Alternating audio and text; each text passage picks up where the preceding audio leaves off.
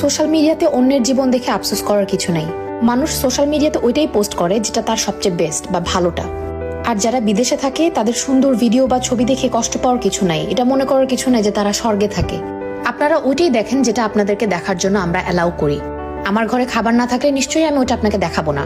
সারাদিন কাজ করার পর ক্ষুধা পেটে বাসায় আসার পর যখন কোনো খাবার থাকে না, রান্না করার পর আরো 2 ঘন্টা ওয়েট করতে হয় খাবারের জন্য, এই কষ্টটা শুধু তারাই বোঝে যারা বিদেশে থাকে।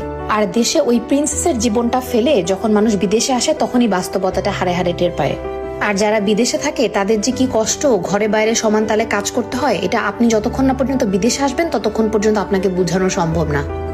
আর সারা সপ্তাহ ঘরে বাইরে কামলা দেওয়ার পর যখন উইকেন্ডে একদিন আপনি ঘুরতে যাবেন, ওই একটা ছবি বা ওই একটা ভিডিও দেখে মানুষ মনে করবে, বাহ, উনি তো মনে হয় স্বর্গে থাকেন, একটা প্রিন্সেসের জীবন। কিন্তু ভাই, জীবনটা তো সহজ না। অবশ্যই ভালো আছি আলহামদুলিল্লাহ। আর আপনি তখনই ভালো থাকবেন যখন আপনি আপনার নিজের অবস্থান নিয়ে হ্যাপি থাকবেন। যাই হোক, আজকে রান্না করলাম আলু দিয়ে ডিমের তরকারি। যখন আমার বাসায় তেমন কোনো খাবার না থাকে আমি শর্টকাটে এই তরকারিটা রান্না করি। এটা আমার নানুর রেসিপি, আমার অনেক ফেভারিট। আলু আর ডিম একসাথে সেদ্ধ করে তারপর আলুগুলোকে মশলার সাথে কষিয়ে নিয়ে ডিমগুলো দিয়ে দিলেই হয়ে যায়। আপনারা একবার ট্রাই করে দেখতে পারেন। আই হোপ আপনাদের ভালো লাগবে। তো এই ছিল আজকের ভিডিও। সবাই ভালো থাকবেন। আল্লাহ হাফেজ, বাই।